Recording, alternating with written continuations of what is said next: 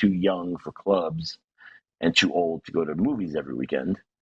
So I got the idea to maybe throw parties. They used to throw these house parties. Whoever's parents would go away, like 1,000 kids would pile in on the weekends and destroy the houses. Uh, TV sets would be thrown out the window, etc. They were quite wild. Welcome back to Beyond the Bar podcast. I'm your host, Denise Satova. And today I'm sitting down with Noel Ashman. He's a man behind some of New York City's most iconic nightclubs. He's a film producer who's worked with some of the biggest names in Hollywood. But beyond the headlines of VIP rooms, red carpets, hit movies, there is, and I know there is, a pretty fascinating personal story. And I cannot wait to dive in and peel back some of the layers and get to know the real Noel. Welcome to the show. Thank you for having me. So I know we warmed up a little bit. We've never met, and that's the beautiful part of our most favorite part of the podcast is really getting to know you and not really being attached to the headlines. You started throwing parties, if I will to put it bluntly, at 13, right? I mean, tell me how you got into the business of nightclubs, and I understand it was very early on. Yeah, it was actually 12, actually. Well, I always like to say my parents gave me my start. They kicked me out of my house. So that made it kind of important that I did something very quickly. Um, I always had a job since I was probably 4. Yeah, I was delivery boy. I was a gardener's assistant. I kind of did just every job you could do, waiter, security at bars. I did kind of everything growing up. Um, but at the time, I was working for a real estate company that was very popular in New York, owned a lot of property. And when I got kicked out of my house, I kind of needed a place to go quickly. So I convinced my boss, who luckily liked me, uh, I knew their rent roll. I knew there were apartments that were kind of sitting there. So I asked if I could pay cash and if he would just let me stay there. He thought I was crazy and said, you're 12, you can't sign a lease, obviously. And I'm like, I know, but I have nowhere else to go. And he took pity on me and basically just put the keys on his desk and just said, leave $400 there a month. And I don't know anything in cash. And I don't know anything about it. And that's what I did. So that's how I kind of got my own place. But working after school and on weekends and summer didn't pay my rent. So I was basically eating ramen noodles every night and definitely struggling quite a bit. Uh, but I had gotten the idea. I had started going to prep school when I was about 11. So most of my friends were kind of the rich and kids of the rich and famous. And they basically at that age, 12, 13, 14, had nowhere to go because they were too young for clubs and too old to go to movies every weekend. So I got the idea to maybe throw parties. They used to throw these house parties. Whoever's parents would go away, like 1,000 kids would pile in on the weekends and destroy the houses. TV sets would be thrown out the window, etc. They were quite wild. So parents kind of got the idea that they had to leave, a housekeeper or something behind, just so the place to have them kind of stopped. So I got this idea. Let me find different artists back then who had lofts that they wanted to rent. So I would rent them. I would bring in music. I brought in some of my uh, friends. I grew up in a kind of wilder way earlier, so I had a lot of friends who were like drug dealers and gang members. So I got their bodyguards to be my security. And that's how I started, throwing him at lofts that would move every week so we didn't get busted. Wow. Was there a moment though that pushed you? I mean, it sounds like I wanted to ask, what or who inspired you toward entrepreneurship at such a young age? And it sounded though like some of it was just pure survival skills and instincts. Mostly. Yeah, mostly. I think I always had it. I always really enjoyed working. Even at the most menial jobs, I used to work at a place called Chicken Kitchen where I'd have like 15 chicken orders on my arms and I'd run around as fast as I could to deliver them all in the heat during the summer. And I loved it. I've always just loved working. So whatever it was, I would just enjoy doing it. And yeah, I got a lot of so I kind of, um, I guess I always had the entrepreneurial thing in me, and I guess survival made me have to get those skills quicker than I might have had to otherwise. That's incredible. How old were you? So what happened then? How old were you when you opened your first nightclub? I was about 23. It was a club called Veruca, which was on Broome Street, right off West Broadway. So that was the one I actually owned. I before that I had run a bunch of places, but that was the first one I really owned outright. How I did got into clubs that? when I was about 15 when I started throwing parties at clubs. That's when they kind of let me. Finally, I used to beg clubs. I'll be your janitor for the next 2 months. Just let me throw a party. No one wanted to have 2,000. And back then I would pull thousands of people. I remember the first party I ever threw when I was 12. I remember we printed up I think 50 flyers. They were just big pieces of paper that said mid-year bash, $5, all you could drink. And I remember that it was started at 9, and by 8 o'clock, it was on. I remember 52nd and 10th Avenue, and both 10th and 11th Avenues were wall to wall kids to the point where cars couldn't get by. The police had to shut down the street. We estimated there were probably 25,000 kids that showed up. So that's the amount of people I would bring. It was kind of crazy. What did it, talking about like demand, and supply. That's actually really, really impressive, and you have not stopped. I mean, you continued and opened up more nightclubs, owned more nightclubs. Um, that's incredible, and they're obviously frequented with many celebrities. Um, who would you say, meeting all these famous people, who would you say that left a real impact on you, but not as a club owner but personally? That's a hard question. That's on me. You talk about friends or just people I met once?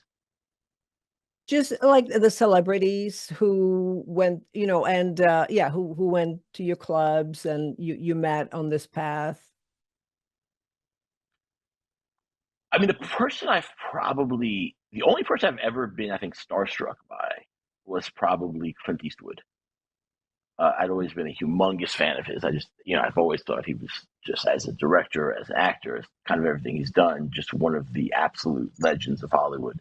So I remember when I met him. The first time I met him. I was quite young. I was probably early 20s, but that was probably the only time I was ever starstruck. He definitely left an impression. Very nice guy, by the And then you moved, and I know there's so much there, but you moved from nightclub ownerships to films, to producing films. How did you make that leap and why? It's a funny story. A friend of mine, well, I had an assistant for many years who would actually give out invites and stuff to the clubs for many years. And then after he left me one day saying, he's going to move to LA. He wants to, and he became Mark Wahlberg's assistant for quite a while. And after being with Mark for I think about 6 years, he called me one day and said, I'm going to produce a movie. Would you do it with me? And at the time, I owned Veruca, I think at the time, and I was quite busy. And I'm like, what do you want me for? I'm a nightclub owner. What? I don't know anything about doing movies. And he Yeah. said, it's the same exact skills. Just it's raising money, it's knowing talent, it's knowing a good project, it's being able to get attention and publicity on the project. And I kind of thought about it. I'm like, well, I guess he's sort of right. So I told him I would do it with him. And it was a movie called Speedway Junkie, which was starring Daryl Hannah, Patsy Kensit, Warren G, Jesse Bradford, kind of a cool eclectic cast. And it was quite good. And that friend actually my assistant, who was also a very close friend, went on to be one of the bigger movie producers in Hollywood. His name's actually Randall Emmett. So basically, I didn't work with him for a while. He kind of went on and started being quite successful. And then another friend who I grew up with, is a guy by the name of Bob Kravitz, started a production company it was like with a bunch of actors. It was like Peter Fasinelli, Jeffrey Tambor, Amy Redford, Rob Redford's daughter.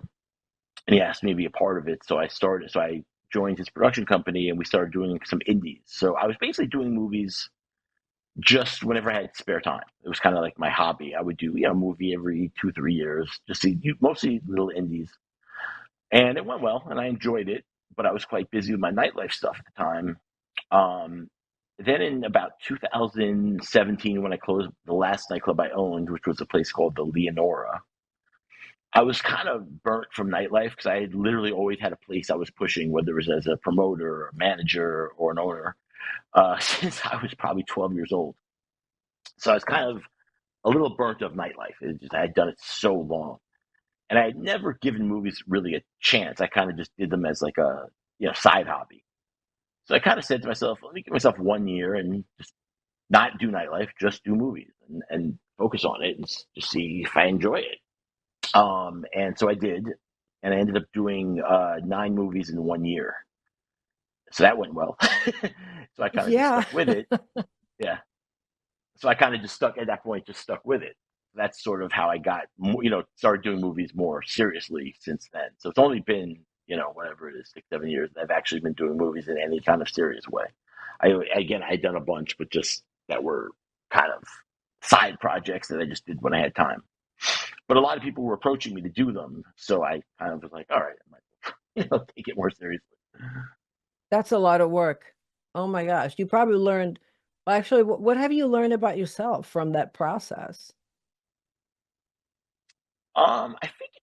I think I really learned what I love, which is creating. More than Mm. the money of doing projects, I love to create things. That's, I think, what makes me feel good and makes me feel accomplished and makes me happy. I like to take things that weren't there and make them. Whether it's a nightclub where people come up to me years later and say, "Oh, I met my wife there at your club," or my husband, or I made the biggest business deal of my life there, and all kinds of things I get. I love that feeling of creating something that people can enjoy. Or I went there every day for the 7 years of my life, and thank you. I love creating something that can do that.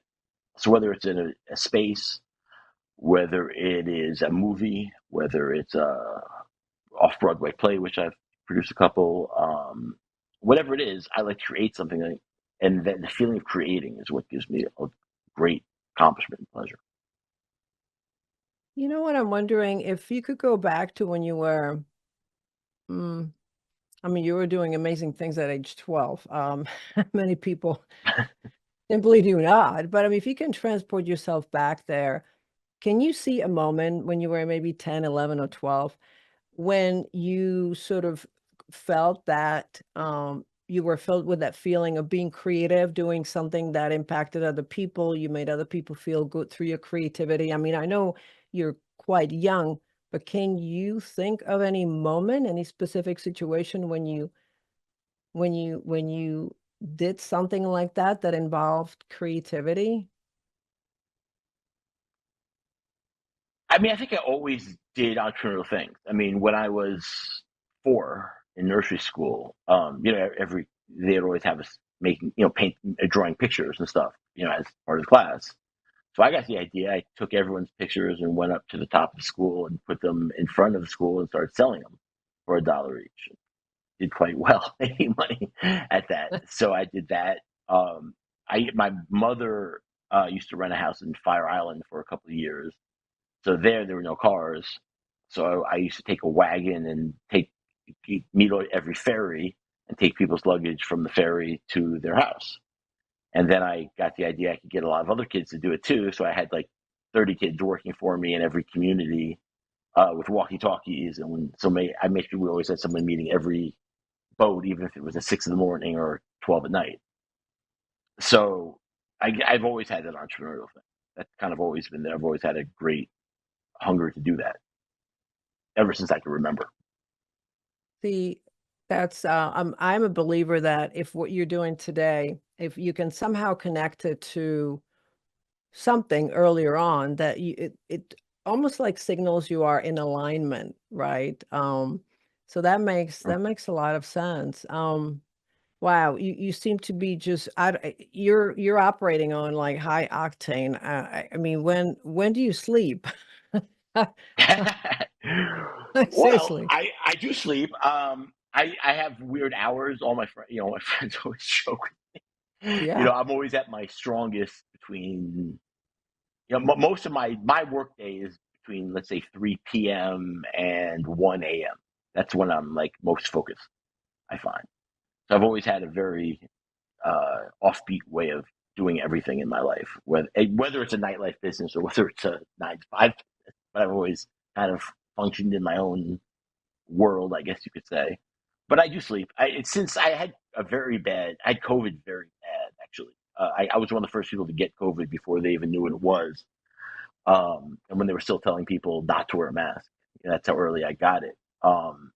And I was horribly sick, really almost died.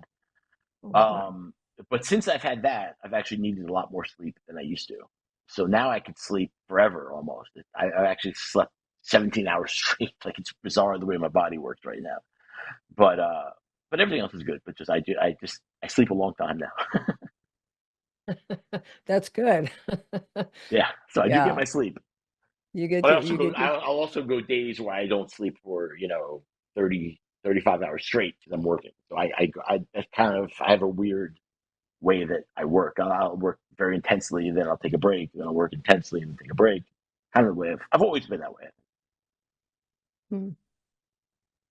How do you how do you reset? What do you consider reset? How do I clear my mind? You mean? Yeah, like,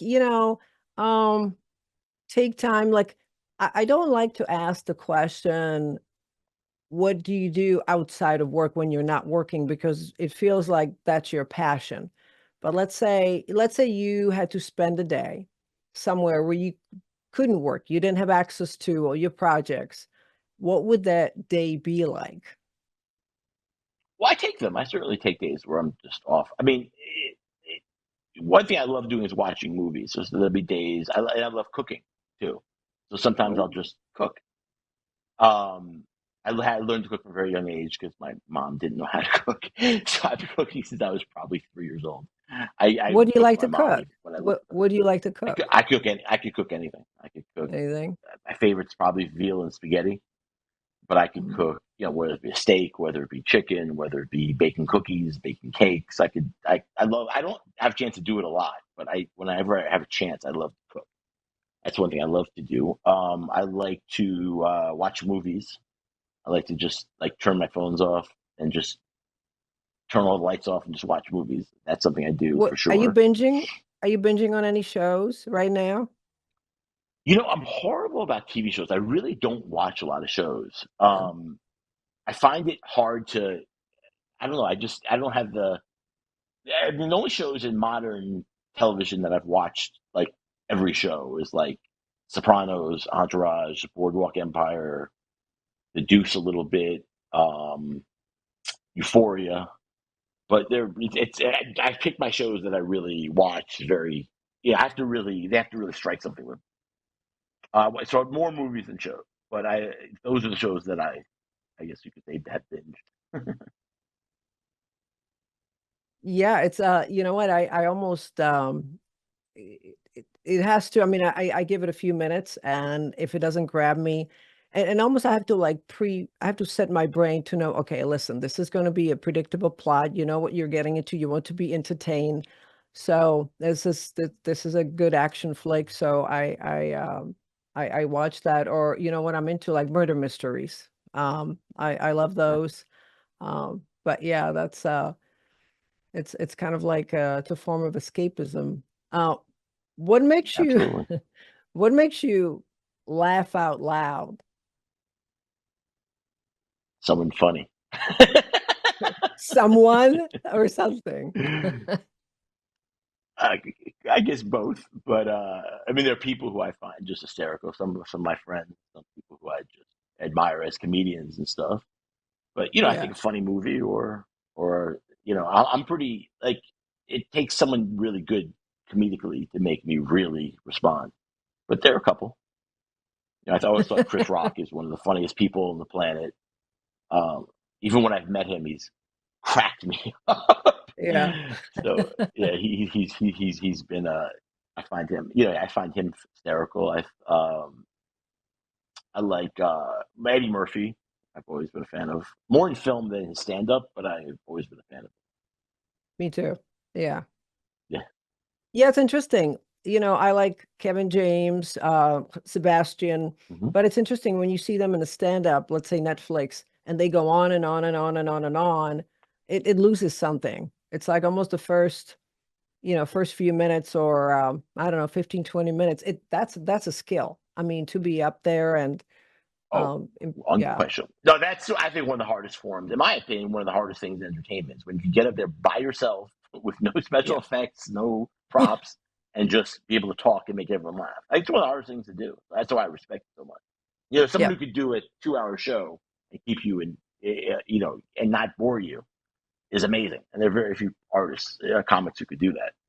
And I count them on one hand. There are very few people, for me at least, that could do that. Yeah. No, that's what is your pet peeve? Like what annoys you? In about what in what People, about context? people. I think fakeness. I think I Mm. like people who are. I know it's funny in my business, I because was gonna certainly you meet a say, lot. Yeah, but I like people who are very straight. Whether they're saying good things to me or bad things, like people who tell me the way it is. Um, I've always been very straightforward, hmm. and I've made enemies by being so. But that's what I like. That's I'm the same way. I'm very direct, professionally, personally, and I think, it can throw people off. I mean, you don't have to be direct and be an asshole. You can be, you can you Absolutely. can be authentic and respectful. And I don't know what it is. There's something about this people-pleasing epidemic. To me, just say it respectfully, and the fear of making someone's you know, upset or just to me it doesn't really it's not fair to the other person if you really want to say no and you say yes. And I just don't believe in that. I don't know if it's with age or maybe just being brought up in Europe.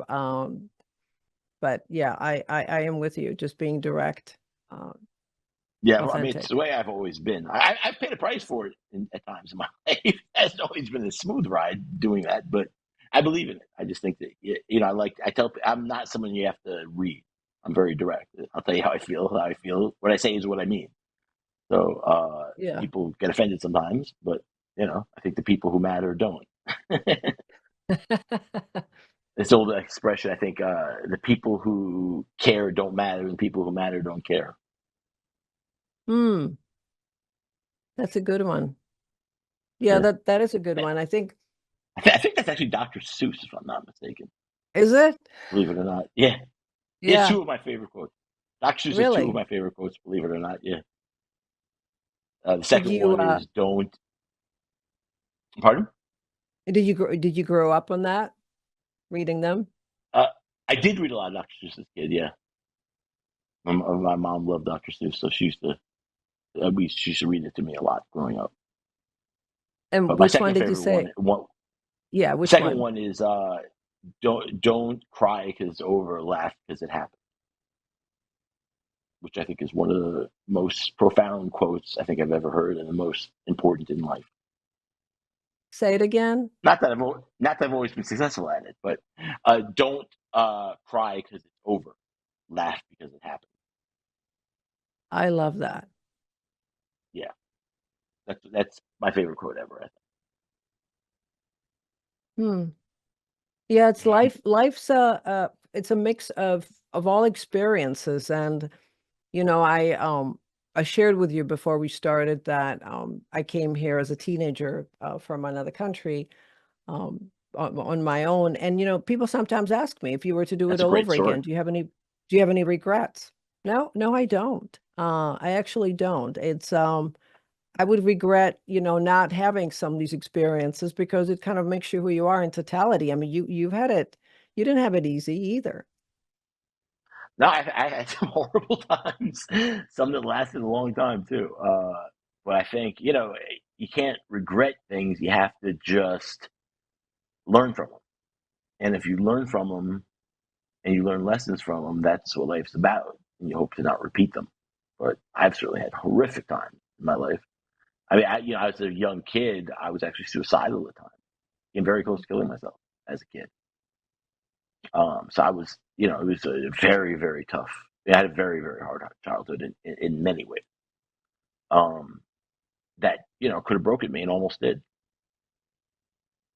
but How luckily did I you was get able to get past it and learn. how did you get through that phase? Well, probably the lowest point was when I get kicked out of my house. When you're 12 years old and your parents don't want you. And again, it wasn't that they didn't love me and care about me, but I was living with my mom. My parents had a horrible divorce. I was certainly a difficult kid, although I was a good kid. Like I've to this day, actually, I've never done a drug, other than I've smoked pot 4 times and hit ecstasy once. That's the extent of my drug use my entire life. So I was never like into drugs or I never got in trouble with crime or anything like that. But I had a very weird childhood. Um, I went to in basically a predominantly black school as a kid because my parents got divorced. My dad wouldn't pay for school, so I went to school in Harlem back when Harlem was the most dangerous place probably on the planet at the time. It's kind of like Beirut in the middle of in some of their worst times. So I got picked on a lot. I was 5 years old and a white kid in an all black school. Um, so I had to learn to defend myself, which was hard.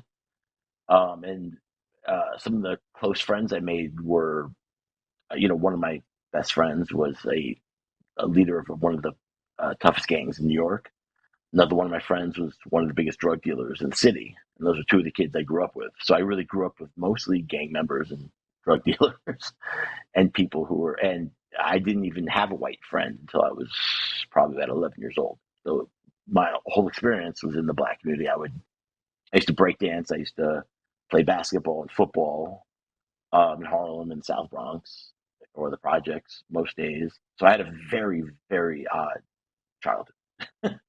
Um, and then when I was 11, my mom's divorce kicked in and my father started paying for prep school. So suddenly I went from kind of the poorest kids on the planet to the richest kids on the planet who were like billionaire sons and daughters of famous people. I could give you 1,000 names, people I grew up with. And it was culture shock for me. I didn't know it. It was just Yeah. like, oh my God, I get to Wow. school and half these kids were getting Porsches. And as for the birthday present, I barely got a phone call for my birthday. So it was hard. It was a very hard transition, and then kind of having this weird life of having half my friends who were like gang members who I spend a lot of time with and still play sports with and stuff, and the other half my friends who are these, who are have every opportunity in the world and trying to navigate both worlds. And it ended up helping when I started throwing parties because my former friend, the guys I grew up with, they became I had the best security in the world. um, and but it was a very strange life. But anyway, I would go out a lot. I used to love to play video games back then. So I'd go to like Times Square, from 1 in the morning till 5 in the morning and just play video games when I was 10 years old. And, obviously my mom didn't appreciate that because it was extremely dangerous at that time. So we would fight about different things like that.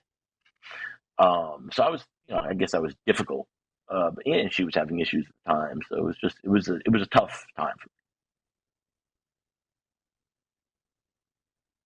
Here you are though. me. Yeah, somehow I got through. I don't know how. Probably some luck, Mm. That's but really yeah, I mean, inspirational. thank you.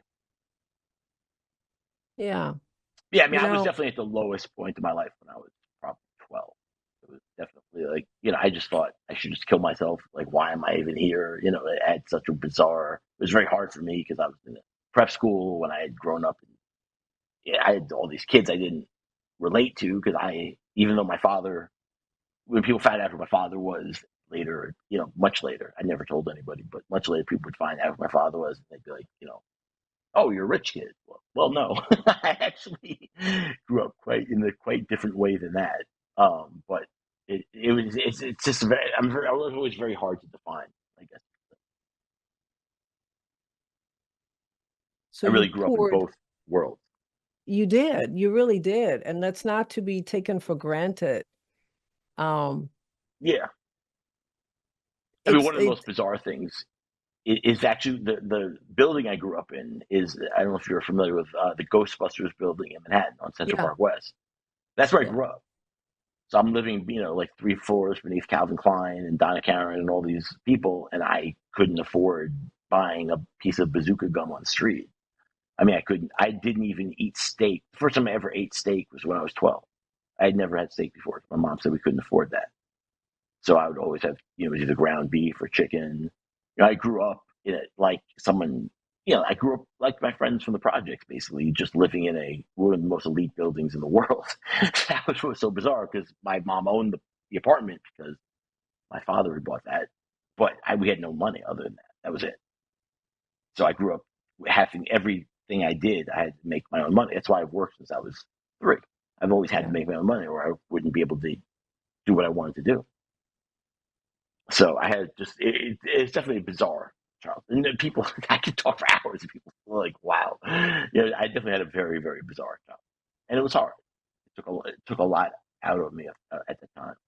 I'm lucky I was able to get through. I mean, as a kid, I had guns in my head probably 10 times. I was in gunfights, knife fights. I was in gang fights. I had all kinds of crazy things happen to me. I had a gang that wanted to kill me at one point because they thought I was with another gang and I had that very, very crazy life. That seems almost, Like bizarre a movie, when you look like a at, movie. yeah, well, exactly like a movie. Yeah. I mean, it's bizarre when you layer it on top of it. Then I went to prep school with all the sons and daughters of the richest people on the planet. So it doesn't make a lot of sense. And it was hard for me. It was a very hard transition and kind of finding my way in the world. You know what though? The rich kids, there's a lot of shit that goes on underneath all that. They may have the money, but a lot of dysfunction, many of them feeling displaced. And you never know. Everybody has a story. And look, your story of resilience and I love that. I love that and I appreciate that because look, when I landed in a foreign country, not knowing the language, I mean, I struggled. I was homeless for a while.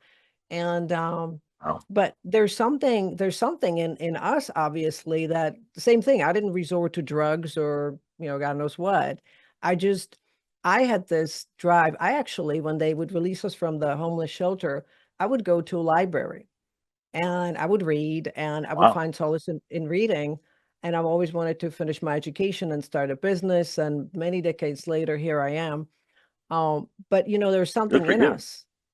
Thank you. Just like you, as we saw something that we did not want to repeat and we wanted to do better and we figured out our own way to, survive, not just survive. I mean, you thriving.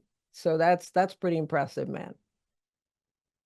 No, I have ups and downs. It's not, it hasn't been smooth. It's been the opposite of smooth. I'll tell you that.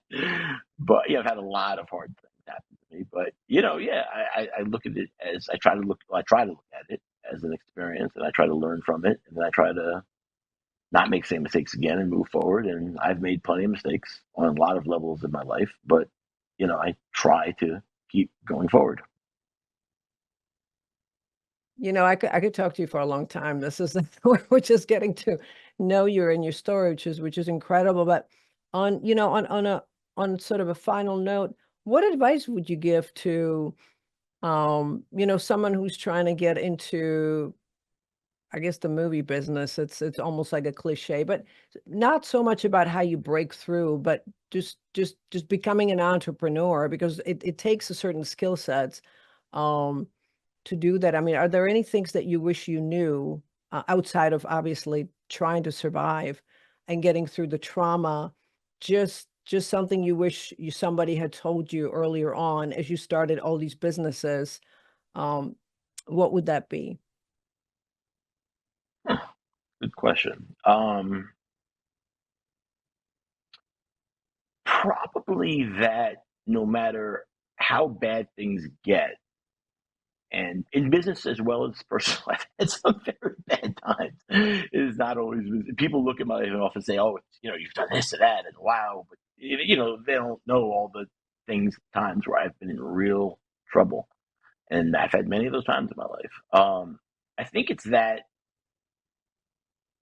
no matter how bad it gets, when things are in life, when things are down, there's only one way they can go, and that's back up. And you have to Mm, kind of have faith that no matter how bad things get, they're eventually going to come back. So I think I wish I knew as a younger kid that a younger person that even in some of the horrible times that you just have to kind of hang in there and you just have to you have to believe in yourself and you have to work hard and know that if you have both those things, that things are going to recover and you're going to be okay. And I wish I had known that and probably not taken some of my losses so seriously very early in life, where, it would knock me out for a certain amount of time. I'd be like, fuck, excuse my yeah. French, um, but yeah, I wish I had been able to know to see a bigger picture that things are going to go up and down in life, and then you just have to sort of stay focused. You never want to get too in life, I think you never want to get too happy when things are good. There's times I've been doing extraordinarily well, and the press is saying I'm the greatest thing in the world. You can't believe that because it's BS, and you're going to come back down. But on the same token, you can't believe some of those times when you're in the gutter and the press is saying, "Oh, he's over, he's finished." You can't believe either one. You have to somehow stay kind of in the middle and know that the bad things aren't as bad as they seem, and the good things aren't as good as they seem either. You got to sort of try to stay in the middle in life and understand that it's going to go up and down, but know who you are, know where you are, and have faith. So I wish I had known that earlier in life than I learned. That's a great advice. Things are never as bad as they seem. They're never as exaggerated as good. You should never stay basically in that zone. Anticipate. I mean, the life it's up and down. And staying consistent basically, and not looking back, not trying to project the future. Just staying with one foot in front of the other. Yeah. In my That's business, a particularly, it's always been it's hard because sometimes when you have the hottest club on the planet, or you have a movie everybody's seeing. Everyone thinks, you can do no wrong. No one says no to you. Everyone anything you want. And then when things go down, your club closes or do a movie that's horrible and everyone hates it, laughing at it. It's very easy to get very high or very low. yeah. And, yeah, it's very important to stay consistent, I think. And to just keep going and not believe your highs or your lows. Don't believe the hype in Yeah. either direction, basically. Yeah, you're right. I mean, the believing, I mean, it's don't pay attention to your thoughts. It's like, oh, the feeling. It's like, we keep on going back to consistency, but I think you can trust that. You trust the process. That's it. Keep going. And yeah, that's all And you you've got to got. believe in yourself Yes. because you're only going to get one. One of the advice my dad gave when I was very young is, you only have one name. Don't mess it up. And it's true. Believe in yourself and always live with your values and your ideas, and don't bend them for anybody, no matter what. Love that. That is powerful. Yeah, you do not sway. And we talked about people pleasing, whatever you do in life, do not compromise who you are, your values, stay true to yourself. Yes, you can't go wrong. So true. Wow. It's been really fantastic to meet you and to hear about your Likewise. journey. We'll have you back. I'll rope you in to get you back for sure. Thank you, thank you so much, really, for sharing your story. Thank you. Thank you for having me. And to our viewers and listeners, to find out more about Noel and what he's up to, check out the links below to his social media. Don't forget to hit that subscribe button to our YouTube channel, Beyond the Bar Podcast, and follow us on all social media platforms. And until next time, stay curious and stay inspired.